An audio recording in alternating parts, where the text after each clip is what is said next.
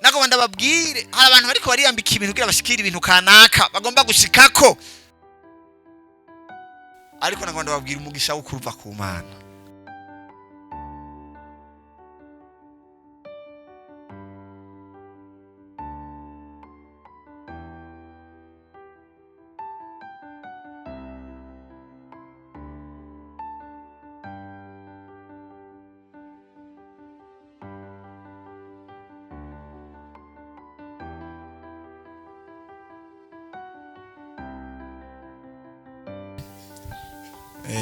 Kado sangire amajambo y'Imana. Mugurure Bibiliya zanyu dusome amajambo y'Imana. Tugiye gusoma mu gitabo cha ubutumwa bwiza bwanditswe na Matayo. Tugira dusomeho igice cya 6. Ubutumwa bwiza uko bwanditswe na Matayo igice cya 6. Turasoma umurongo nyine wa 6.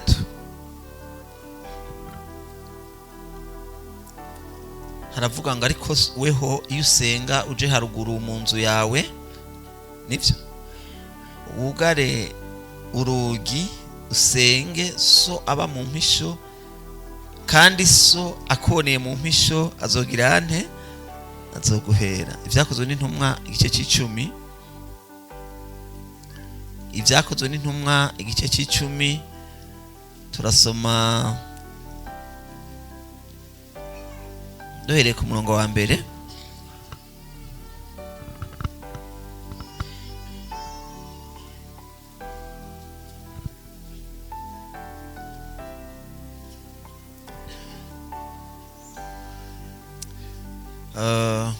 Kaisariya ku murongo wa mbere.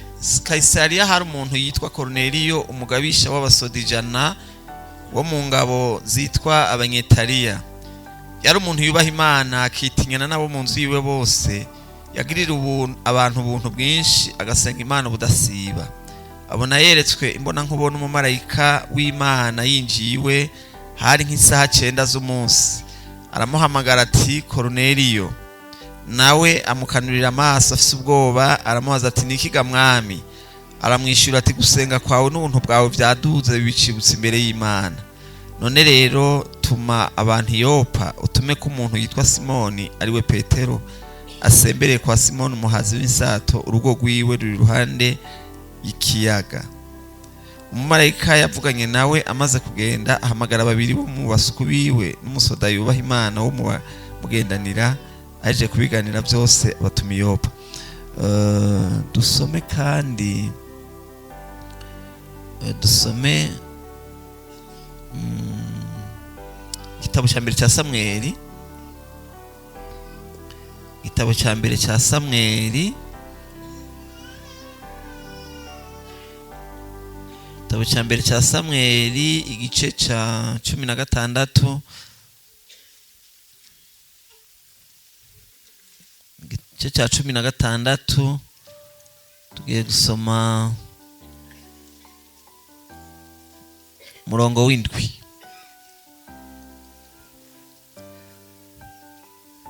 Haravuga ngo ariko waraho abarira Samweli ati ntacuraba ishusho yiwe canke ikireho ciwe, kuko nta mushimye. Erega jewe sindaba nkuko abantu baraba, kuko abantu baraba ku rukoba gusa, ariko jewe uhoraho ndaba hehe? Jewe uhoraho ndaba mu mutima. Ntimurambigwe. Dusome Itanguriro 27. Itanguriro 27. Turasomaho duhere ku murongo wa 15.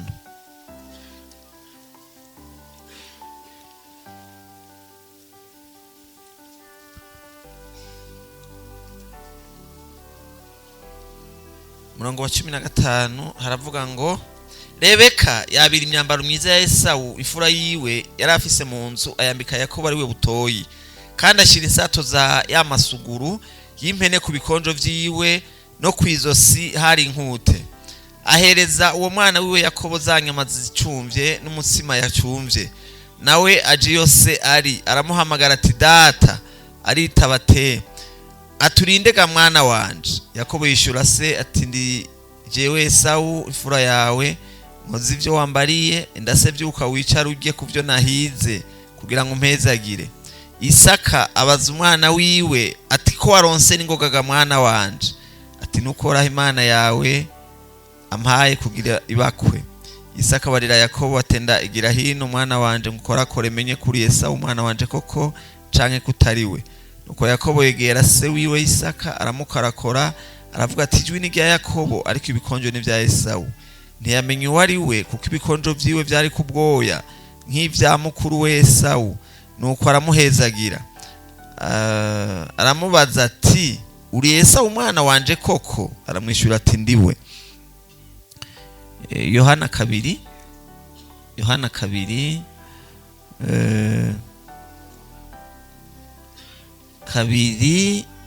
ku murongo wa 24. Yohana 2 kuva ku murongo wa 24 haravuga ngo ariko Yesu we ntiyabishimira kuko yaraza abantu bose, ntiyarinda ko hogira ushingira intahe ivy'umuntu kuko ubwiwe yarazi biri mu muntu. Turangirize muri Zaburi 51 ku murongo wa 6. Zaburi 51 ku murongo wa 6 niho turangiriza. Havuga ngo 51 ku murongo wa 6 havuga ngo raba ugomba ukuri hirya hehe, mu bwigobeko bwawo uzomenyesha ubwenge. Yesu nashimwe, Yesu nashimwe. Ncishemwo igice kimwe c'indirimbo ya 43, igice kimwe gusa c'indirimbo ya 43 ivuga ngo ngomba ko no umukristo mu mutima. Ngomba ko no umukristo mu mutima, mu mutima, mu mutima. Ngomba ko no umukristo mu mutima, mutima, mu mutima.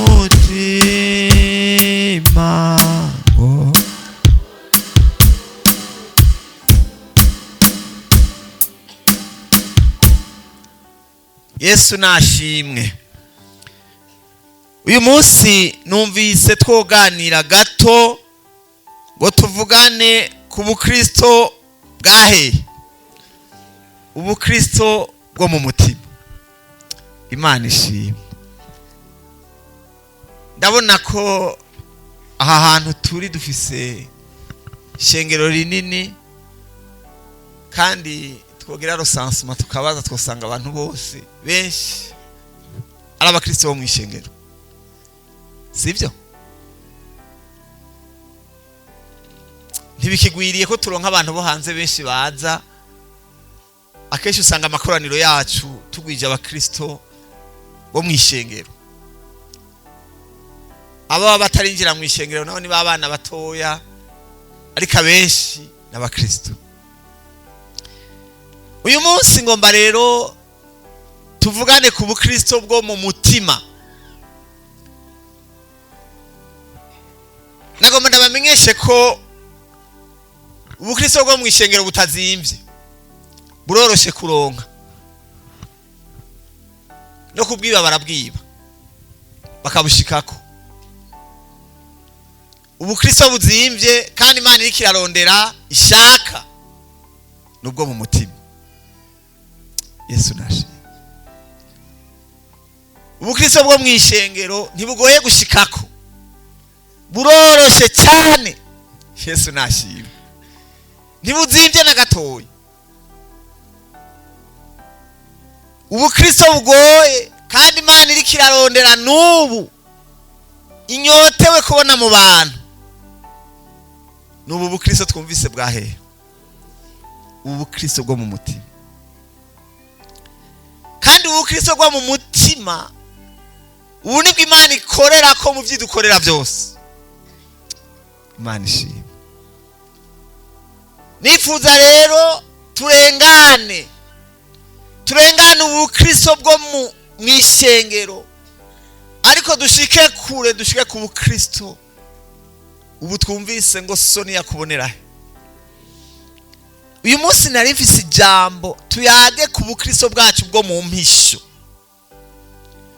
Ububoneka ndabona ko mu bufise, uboneka turabufise ntibutugora, uboneka turabufise by'ukuri, ariko ngomba turondere ubu bukristo bwa hehe, bwo mu mutima, bwo mu mpisho. Kuko nimba tuvuga mu mpisho ni hehe?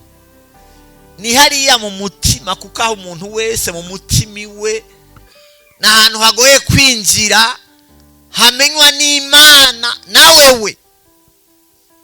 Amen. Niho hantu twumvise Yesu yavuze ngo soni yakurabira he? Mw'ishengero. He, hariya mu mpisho ni yakurabirayo, akabona ko bijya tubona inyuma ari byo biri mu mutima.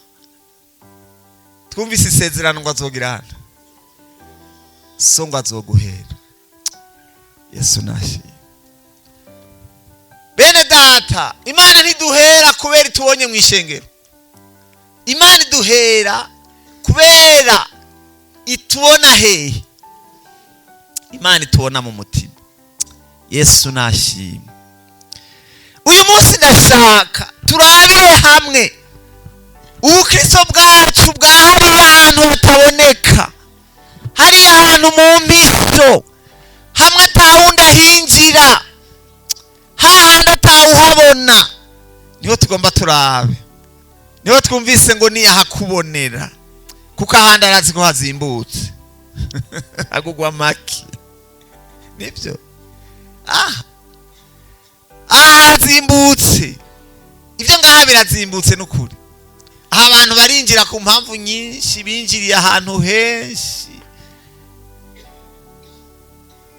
Yesu ariko aravuga, yavuga ngo hari abinjiriye ahandi baratibukira indani.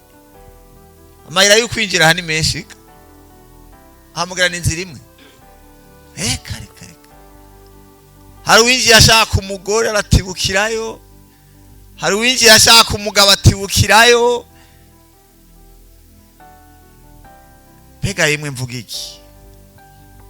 Amayira gutibukira indani biroroshe. Naha ku ntebe z'imbere n'inyuma ngaha baratibukirayo. Buririye.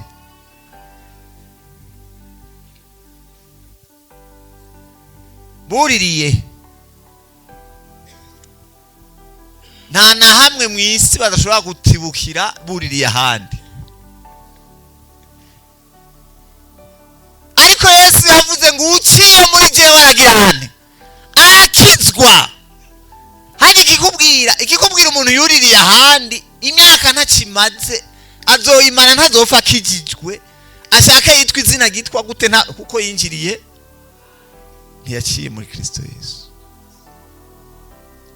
Ndiko ndababwira ubu bukristo bwo mu ishengero burazimbutse. Ubukristo buzimvye n'ubwahehe, nubwo mu mutima. Yesu nashimye. Hajya abantu mwese mwicaye aha, sinde babesha abantu benshi. Aha twozana ari icyuma nkunda kugendana kimurika ibintu, retro projecteur nkunda kugendana aho nciye henshi. Abantu benshi bofata ibyo mu mutima akabimurika, hari abo cyabiruka ubunyene mutobabona bicaye aha. Mwese mwonyemeza ko mwotekana tubimuritse. Aha ntaho hava yiruka.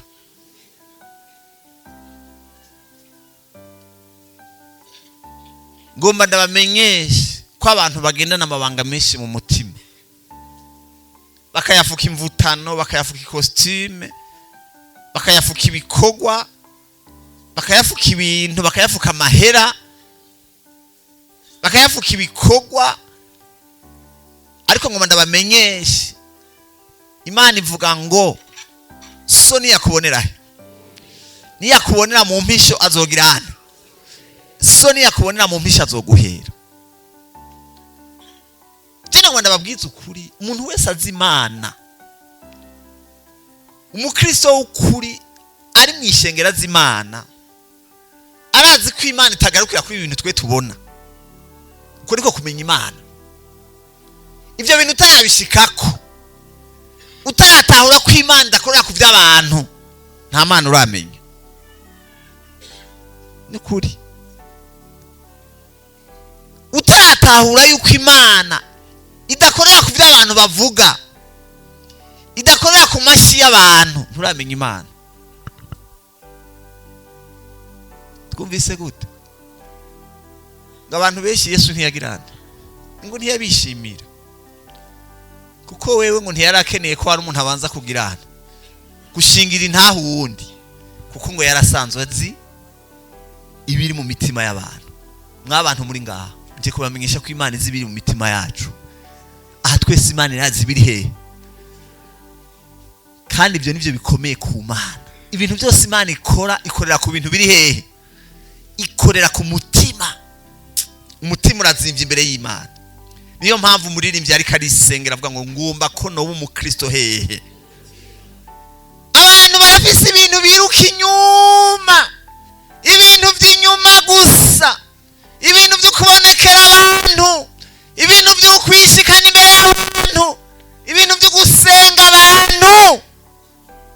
Ariko ngoma ndababwiza ukuri, so niyakubonera, niyakurabira mu mpisho, agashima ibikorwa byawe, akurabiye he? Yesu nashimwe. Yesu nashimwe. Ngomba uyu munsi twige, umuntu wese yige gutunganya ibyo mu mpisho, iby'ahatagirane, ahataboneka. Abantu benshi barazi gutunganya ibyahaboneka, barazi kugira neza hagaragara, ariko Imana ngo irarengana. Twumvise hariya Dawidi ariko aravuga, yavuze ngo heraba wewe ugomba ukuri kwa hehe? Mwarima kuvugira, mwarima gushingira, agomba ukuri kwahe? ngo wewe ugomba ukuri ko hirya he? Hajya abantu bagendera mu kinyoma, barafise ibintu bagenda na bidahura n'ibirihe n'ibiri mu mutima. Umuntu ukamubona afise ibintu akakwereka ko ari umuntu mwiza. Murabizi ko ari cyo kibazo Yesu yarafitaniye n'abafarisayo. Sinabanje gusoma amajambo mu Matayo 23 turabivuga. Ikibazo Yesu yarafitaniye n'abafarisayo, ibintu yabagiriza ingene ngo bagomba gutunganya inyuma, bakahagira neza, akavuga ngo bameze nk'imva. Ngo bafashe inyuma barakuyengeza, baragira neza, ngo ariko imbere ari iki? Ari amagufa. Ahandi ngo bakigira nk'intama inyuma, ariko indani ari amabingira. Raba wewe ugomba ukuri kwa hehe? Wewe Imana igomba ukuri ko hirya mu mutima. Yesu nashimwe. Ndagomba muntu murengane, ibi bintu by'inyuma bireke kubahenda. Muriko muravyumva? Erega dutunze abantu mu ishengero batarafa bamenya Imana. Imana yaba ari abantu. Muranyumva?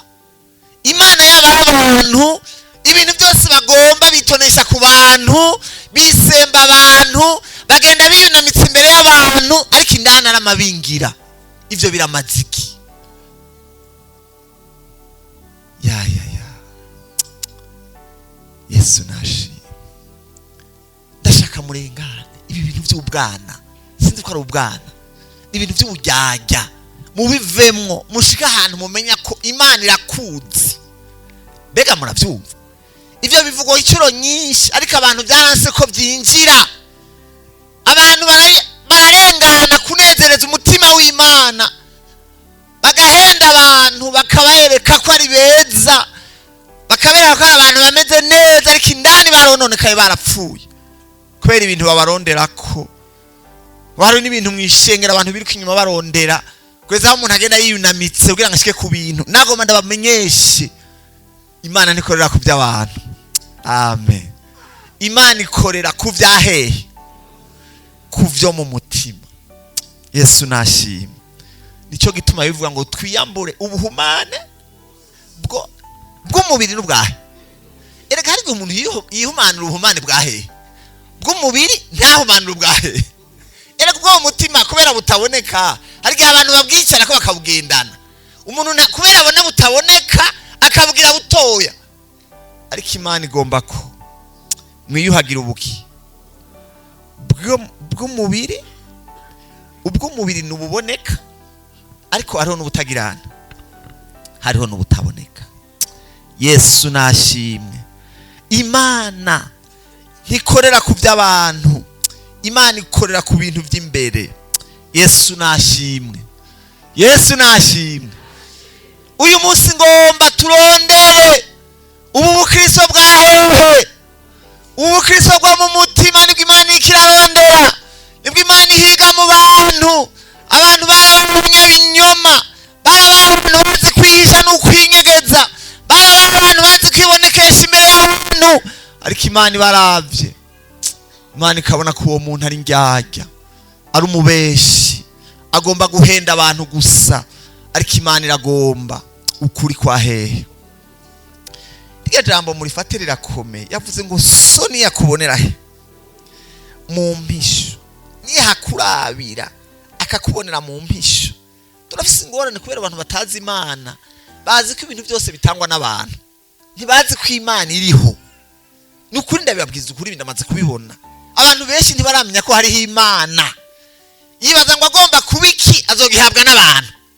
Kubw'ibyo rero acagerageza nk'uko kwa Yakobo akarondera ibyo ashikanira nde, arondera ingene nezereza nde se, kuko yibaza ko ibintu ariho bigirana.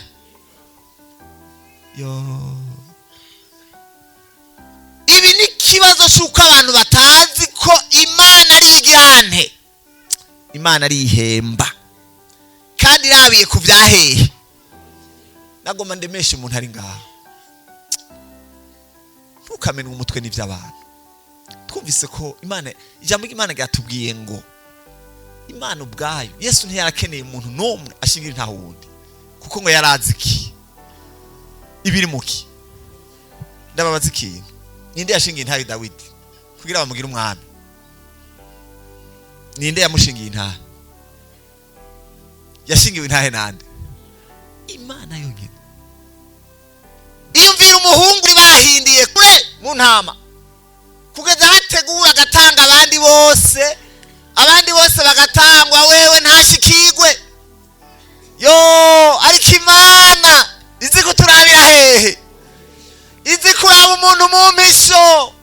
Igihe Dawidi yarabagiye intama, yarabona ingene akorera Imana atajisho rikorera muraba. Erega abantu benshi bakorera ijisho, abantu benshi bakorera kuboneka imbere y'abantu. Ariko Dawidi ngo yararagira intama, atanu umubwira ngo merci. Muravyumva neza? Atanu uza kumubwira ati mpore warushe. Erega biraryoshe yagiye dukora abantu batubwira ati Imana iguhezagire wakoze neza. Ivyo ntibiryoshe.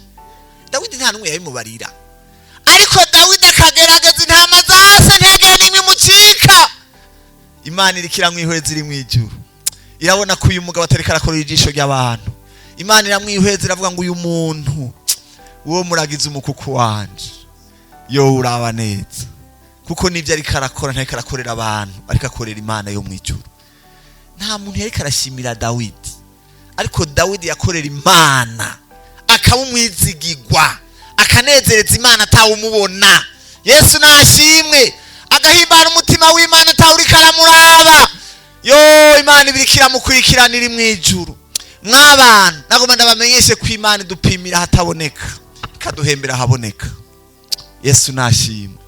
Imana idusuzumira hataboneka, ariko igeze kuduhembera ikaduhembera haboneka. Imana ishimwe. Ndasavye ibi bintu byo kugomba kwigira uko mutari, byo kugomba kwiyerekana uko mutari, mubigarukiriza mumenye ko hariho Imana. Yesu ashimwe. Idakeneye abagushingira iki. Urumva ingorane mufise, ugomba gukora ibintu ngo abantu bagushingira intahe. Siyo ngorane ufise. Ugomba kugenda wunamye, ugomba kugenda umeze uko ngo abantu bagushingira intahe. Ndagusawe witoneshe ku Mana. Yesu ashimwe. Yesu ashimwe. Reka ndababwira ikintu kimwe. Abantu ntibazokwemeza ku Mana, ariko Imana izokwemeza ku bantu. Mwari mubizi? Yesu ashimwe. None aba bantu ntimubona ko Isayi yagerageje kwemeza abahungu biwe akabemeza Samweli? Ntavyo mwabonye? Ati nuwo akaza numwe ati nuwo nyene. Imana nayiteka. Uwo siwe. Uramwemera mugaje singirana. Uramwemera mugaje sinamushima. Suko. Mwabantu ndagomba mwumve. Imana ikorera ku by'abantu. Yesu ashimwe. Nagomba ndemesha umuntu abona umenga ntagira umushingira iki. Ereka arabumenga. Ari umuntu agira ati je icumbye nazo narose. Nani izo office.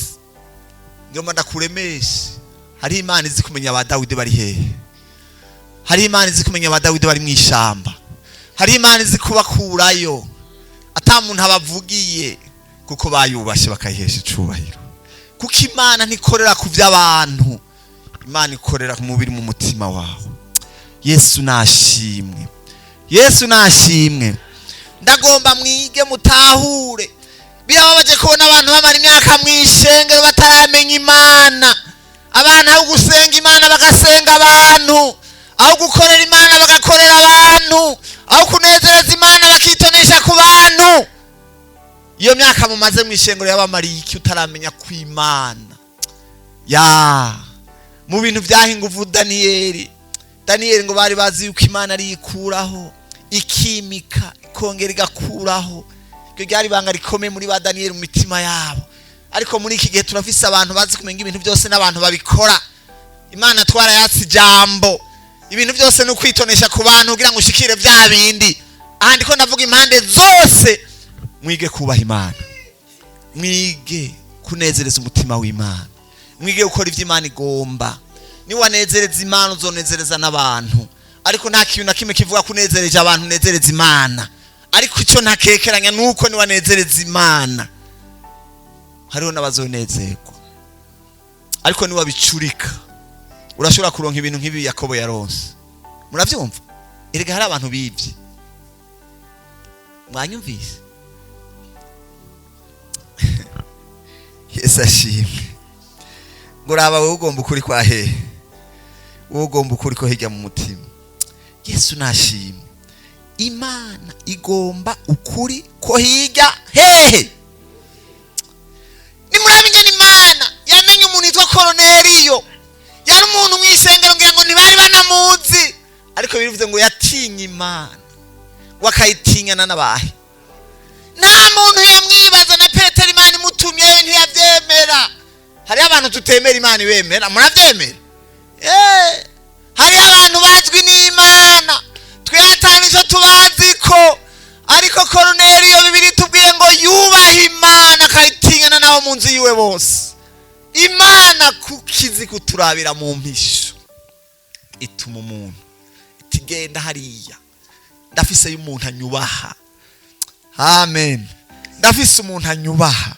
Ndafise umuntu antinya. Akantinyana nabo mu nzu yiwe bose. Atarondera ko abantu bamumenya. Atarondera ko abantu bamubona. Ariko aranyubaha. Imana ikiramutumako. Ugusenga kwawe kwaduze imbere y'Imana. Ivyo vyabera hataboneka. Nta muntu yarabizi. Nagoma ndababwire mwabantu mwe. Hari Imana itanyegezwa.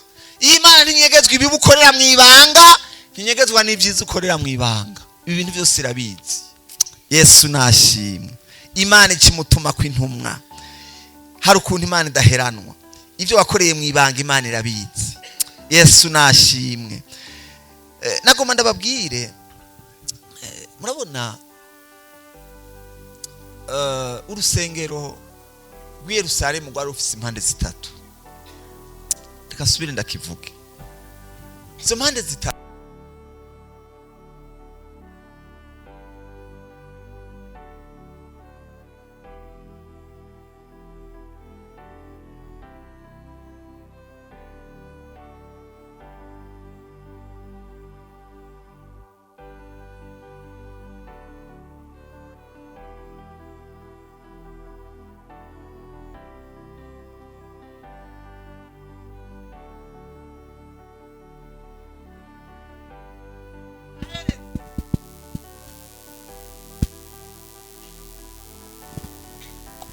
ikibanza cya kabiri cyari ikibanza cyashikiramwo abaherezi cyitwa ahera. Ikibanza cya gatatu cyari ikibanza cyajyamo umuherezi mukuru agiye gutanga iki, naho bita ahera cyane. Nibyo ko umuntu yemegwa cyangwa atemegwa byamenyekanira muri icyo cyumba cya gatatu cyitwa ahera hahera cyangwa ahera cyane. Niyo mpamvu umuherezi mukuru yagiye nawe nyine bamwambika inzogera bakamushyira ku ibiziriko, kuko aguyeyo ntibamusangayo, bari kugira baze bakwege. Kandi izo nzogera nazo zasigura ngo akiriho bumve ko baze kumva ko akiriho. Icyo nagomba kubamenyesha nuko ikibanza cyagaragaza ko umuntu yemegwa cyangwa atemegwa cyari cyo kibanza cya gatatu cyitwa ahera hahera. Ahandi hose warashobora kuhashika kandi n'umunyamafuti ariko aho hantu hamwe twumvise muki mu misho, hahandi mu misho mwajyayo murara wewe nande, wewe ni Imana. Aho niho hakwemeza ko Imana yakwemeye cyangwa itageze. Nk'abantu ahandi hose arashobora kuduhenda. Munkurikirane, kuba dukorera Imana ntibisigura ko Imana itwemera. Nimba dushaka kumenya ko Imana itwemera, tuje mu mpisho twinjire. Icyo gituma bavuga ko n'umuntu bwiwe afise ibimuranga bitatu. Nibyo hagi umuntu bavuga yuko afise ibice bitatu nawe nyene canke ibimuranga bishika kuri bitatu. Hariho igice cya mbere bita jewe azwi na bose. Mu Gifaransa bavuga ngo moi officiel. Jewe azwi na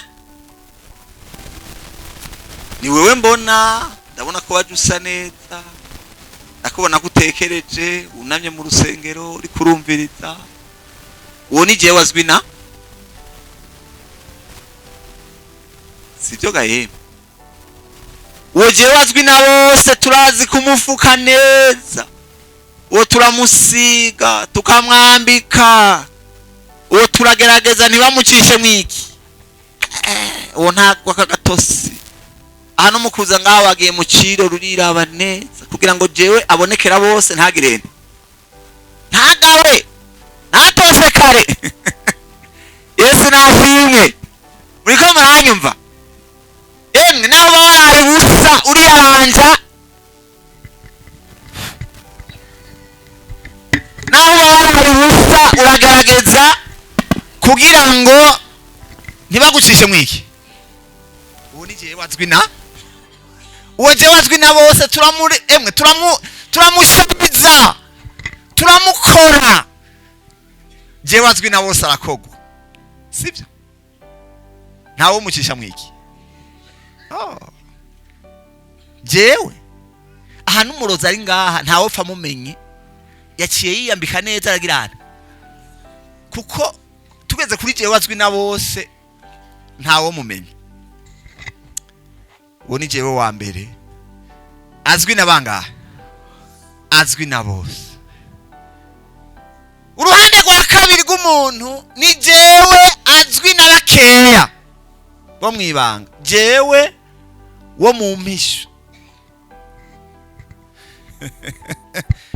uwo bita mu gifaransa moi privé, jewe azwi n'abantu bake, jewe w'abakeya, jewe wo mu mpisho, uwo ni jewe azwi na madame wanje. Mbega birashoboka ko umugabo tubona ngaha atariwe madame azi?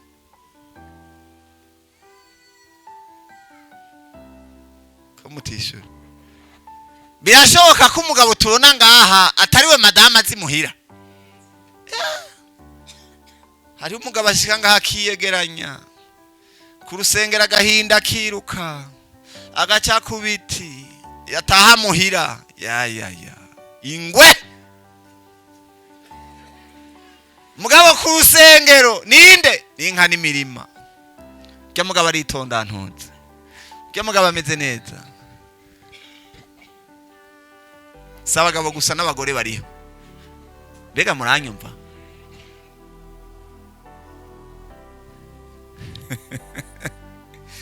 Ku rusengero n'abantu b'Imana, n'umuntu mwiza, n'umuntu akorera Imana, ariko yataha muhira mana yaje. Umugabo ati ndataha he? Ariko ku rusengero ninde? N'umufasoni w'igitangaza. Uwo bamwita jewe wo mu mpisho, azwi n'abakeya, azwi na wa muntu mwamana mwirikwana murarana mukorana mubana. Twebwe turi ngaha ntacyo twomenya. Sinzi ko nigeze kubivuga. Ari mugabo umwe ngo yariko aravuga ubutumwa bwashusha, abantu bariko barahezagirwa aryohewe. Uwundi mugore nawe ngo akaba yicaye nkaho mwishengero karahoza umwana agumashishitira, bakaguma abwira umwana ariko aramuhoza ngo ihorere mwana hanje ngo bataze so bamwumvirize. Ega birabaho abatazi nde.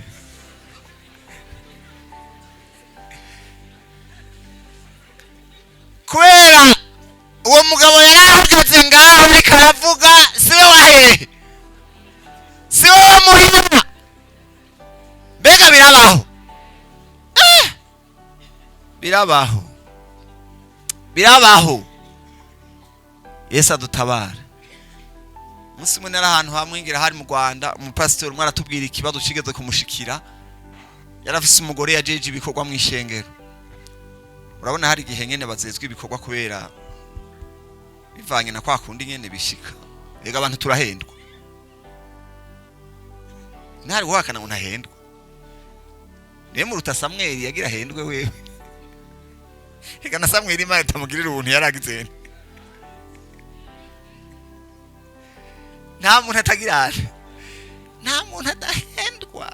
Harya abantu baraduhenda tugakorera ku byo tubona kandi atari iki, atari ukuri. Kandi hari abantu bazi gufunga ikinyoma bariho. Nawe mubonye umugabo nimumubonye ko yambitse ibyo kwane, ibyo kwa Esau akabyiyambika akanasigura ingituma byanyarutse kandi atari ivyo, gakubesha kurabaho.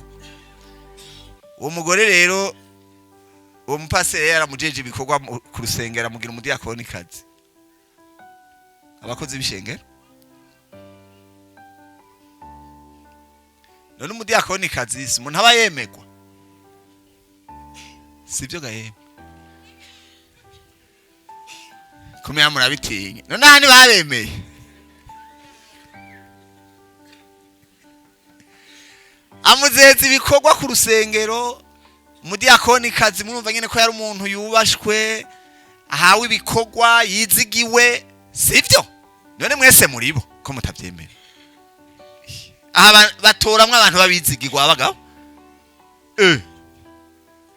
Nabizigirwa. Nyuma rero umugabo uwo mugore yarafise ikibazo muhira cyabe n'umugabo. Mu rugo nta cyagenda vrema. Mugabo ku rusengero agaca kubiti yiruka. Ari he? Mugabo muhira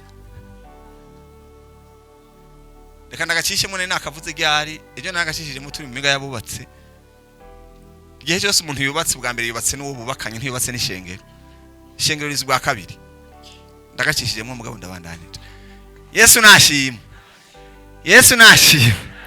hari abantu bavyitiranya akibaza ko bwa mbere yubatse n'ishengero akibagira ko yubatse n'uwo uwo bubakanye nyine babana uwo mugore rero yarahinda ku rusengero agakora ibitangaza mugabo mu rugo kawe umunsi umwe umugabo aritora ngo aja kurondera pasitori amusanga ku rusengero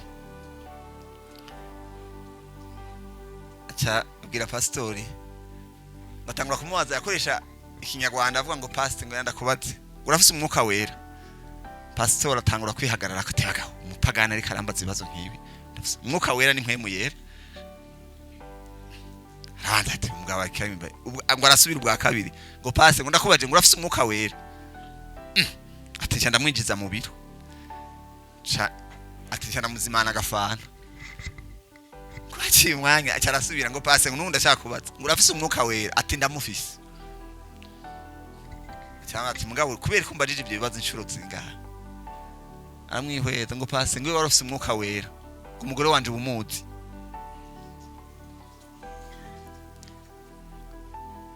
nuze murabahura ubusa hari ibyo batamenya none mwaza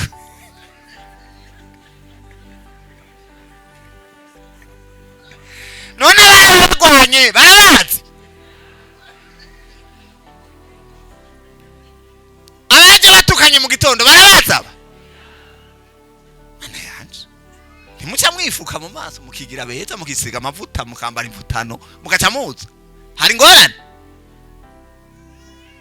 twese turafise aho tudashika acara mubwira ati ahubwo rero ushima ati jewe nanje kugusezera ko umugore ngiyanda mute tingira nje mu bugana nzokwitwa ngiye kurangura mugasinzogaruka aramubwira amakosa afise yo pasera buri yakwigwa aravuga ati mbega mana nkoriki acara musaba ati none ndagusabe makanya gatoya basi ntiza akanya gatoya ngira ico nkoze mpanure basi ati ndaguhaye umwanya gerageza turaba aje ku telefone ahamagara wa mudamu umudiyakoni kazi na wa mugabo yicaye akimutelefona Yesu ashimwe pastor awa mugabo ariko arumviriza wewe mutelefone ngo nukumwitaba ntiyarakimwitaba mugabo hagaze kwa pastor Yesu ashimwe pastor ati wowe uri hafi pastor ivyo ndimwe noca ndabihagarika nkaza ahubwo ni kwa pastor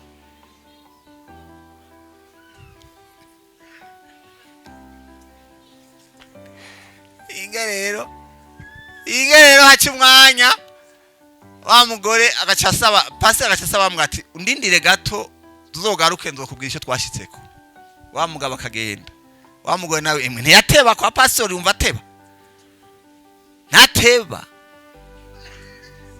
ngabo mu rugo wapi nta kigenda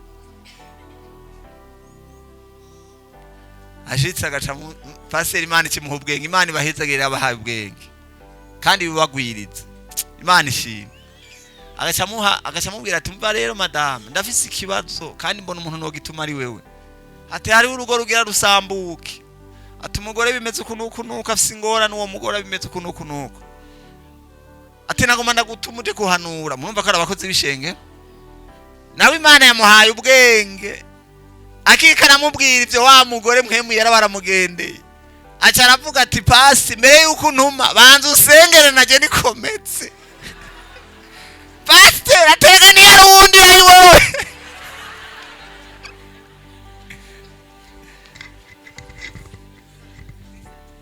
abaratunganije ibintu biba biragize biba birahindutse muravyumva aca arataha muhira agenda aratunganya ibintu wa mugabo ngo yaciye agaruka mu nyuma sange amubwira ngo pastor ngo ubundemeye urafise umwuka we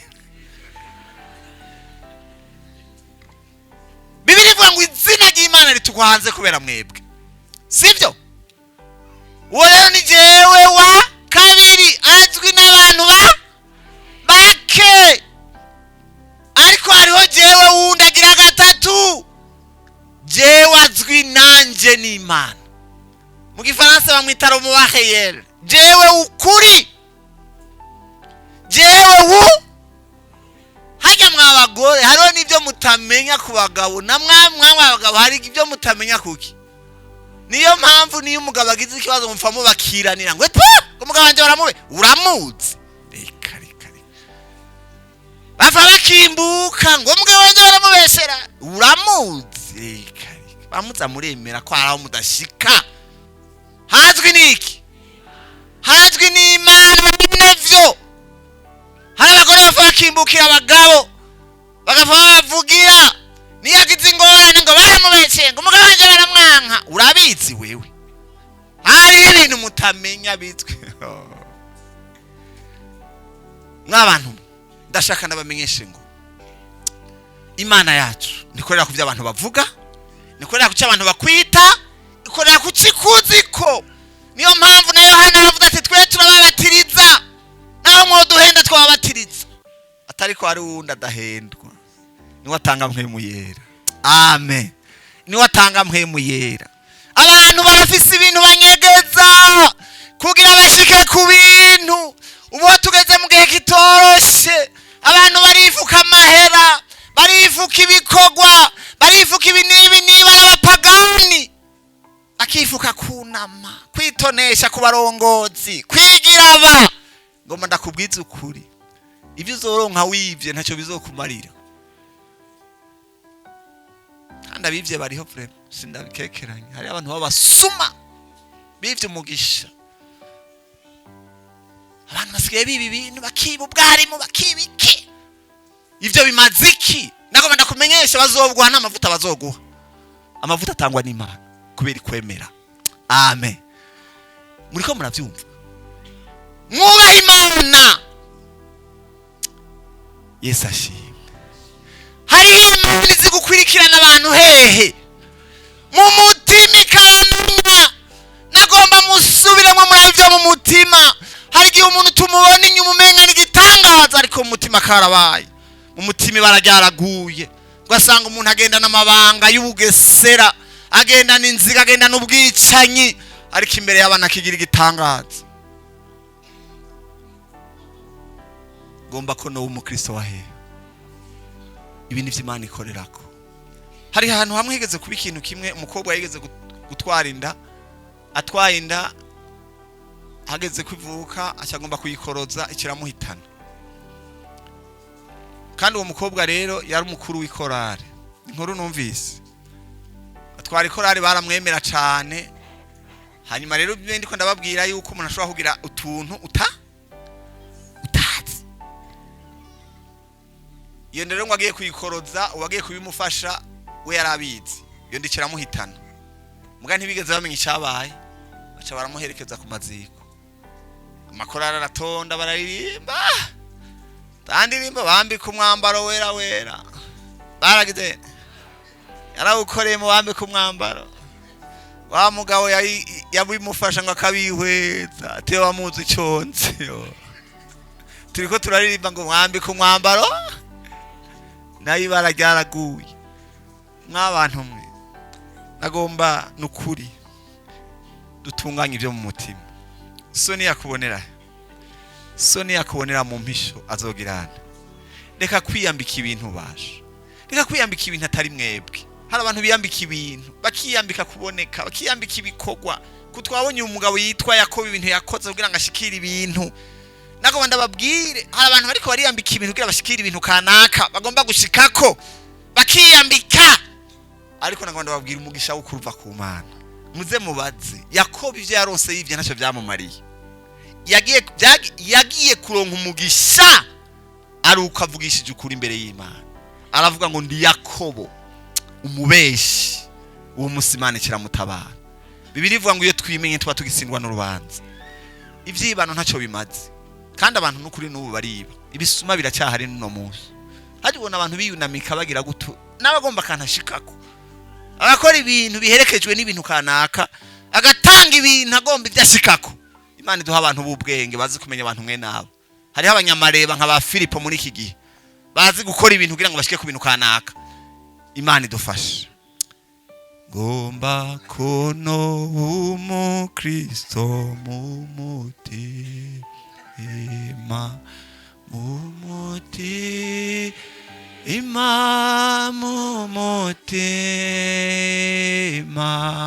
ngomba kuno umukristo agira umashima Imana ese abahetse